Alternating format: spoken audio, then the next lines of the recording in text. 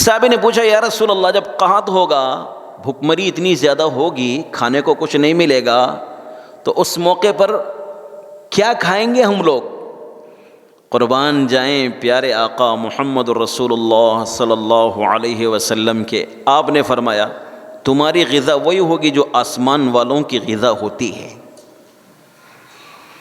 ذکر، تسبیح، تعریف اللہ کی، تقدیس اللہ کی، وظیفہ نام اللہ کا جپنا، یہ اس زمانے کے ایمان والوں کی غذا ہوگی، کھانا پینا ہوگا، اللہ کا نام لیں گے، اللہ کی تسبیح تعریف کریں گے، بھوک پیاس سب مٹ جائے گی۔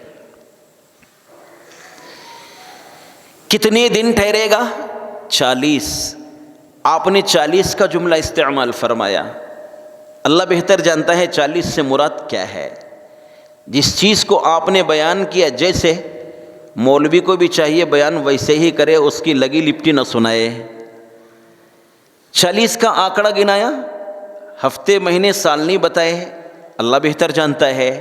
نبی نے فرمایا پہلا دن 1 سال کے برابر ہوگا۔ تو صحابہ نے پوچھا یا رسول اللہ کیا ہم دن رات میں 5 نمازیں پڑھیں؟ نہ، تخمینہ کرو، زور سے عصر تک کتنا وقت؟ عصر پڑھو، عصر مغرب کے درمیان کتنا وقت؟ گزرنے کے بعد مغرب، مغرب عشاء کے درمیان کتنا وقت؟ گزرنے کے بعد عشاء، عشاء اور فجر کے درمیان کتنا وقت؟ گزرنے کے بعد فجر۔ رمضان، جمعہ، احکامات تخمینے کے ساتھ ادا کرنا حکم فرمایا آپ صلی اللہ علیہ وسلم نے۔ ایک بستی پر آئے گا، اس سے کہے گا میں خدا ہوں میری بات مان لے، وہ کہے گا نہ مجھے تیرے کافر ہونے میں کوئی شک نہیں ہے۔ ایک تلوار کا ہاتھ ایسے مارے گا، اس کے 2 لخت ہو جائیں گے، 2 ٹکڑے پھینکے گا اتنی دور جتنی دور تیر جاتا ہے، آواز لگائے گا، دوبارہ زندہ ہو کے آئے گا، اب تو مان لے میں تیرا رب ہوں۔ تو وہ شخص دوبارہ زندہ ہونے کے بعد کہے گا مجھے پہلے سے زیادہ یقین ہے کہ تو دجال ہے۔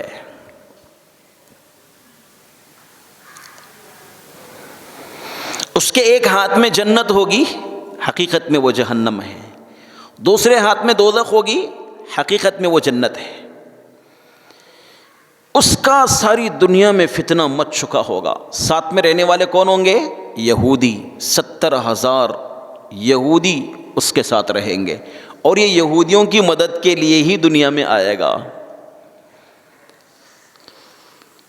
میرے بھائیو اور عزیز دوستو، جب ساری دنیا میں اس کا فتنہ مچ چکا، اب اس سے بچنے کی شکل کیا ہو سکتی ہے؟ اس لیے کہ آقا حضور صلی اللہ علیہ وسلم کو اپنے امت کے ایمان کی بڑی فکر تھی، زندگی میں بھی، بعد زندگی کے بھی۔ زندگی میں تو اتنی فکر تھی، لعلک باخع نفسک الا یکونوا مؤمنین، گھٹتے تھے آپ، تڑپتے تھے، یہ کیسے کلمہ پڑھ لیں، سب کے سب مسلمان کیسے ہو جائیں، اس کی وجہ سے آپ گھٹتے رہتے تھے۔ اللہ نے فرمایا کیا آپ اپنی جان کو ہلاکت میں ڈال دیں گے ان کے اسلام قبول نہیں کرنے کی وجہ سے؟ فذکر، نصیحت کیجیے، انما انت مذکر، آپ صرف نصیحت ہی کر سکتے ہیں، لست علیہم بمسیطر، آپ ان پر مسلط نہیں ہیں، آپ کا کام صرف تبلیغ کرنا ہے، پہنچانا ہے، پہنچا دیجیے۔ کلمہ نہیں پڑھتے ہیں تو آپ اپنی جان کو گھونٹے میں مت ڈالیے، گھونٹیے مت، گھٹیے مت، آپ کا کام صرف پہنچانا ہے، پہنچاتے رہیے۔ تو زندگی میں بھی آپ کو اپنی امت کے ایمان کی فکر تھی، دنیا سے جانے کے بعد بھی اپنے امت کے ایمان کی فکر، اور پھر سب کچھ آپ نے اس لیے بتایا کہ اس زمانے کو میری امت کا جو فرد پائے وہ دھوکے میں آ کر اپنے ایمان کو داؤ پہ نہ لگا دے۔ صاف صاف آپ نے ارشاد فرمایا کہ جو ایمان والا ہو وہ ایمان کی دولت سے محروم نہ ہو، جس کی وجہ سے آپ نے فرمایا سورہ کہف کی ابتدائی 10 آیتیں جو صبح کو پڑھ لے گا، شام سے پہلے دجال اگر ظاہر ہوگا، اللہ ان آیتوں کی تلاوت کی برکت سے اس کے فتنے سے محفوظ رکھے گا۔ دوسری روایت، ہر جمعہ جو سورہ کہف پڑھنے کا اہتمام کرے گا اس کی زندگی میں اگر دجال نکل آیا ہے، اللہ اس سورہ کہف کی تلاوت کی برکت سے اس فتنے سے اللہ اس کو محفوظ رکھے گا۔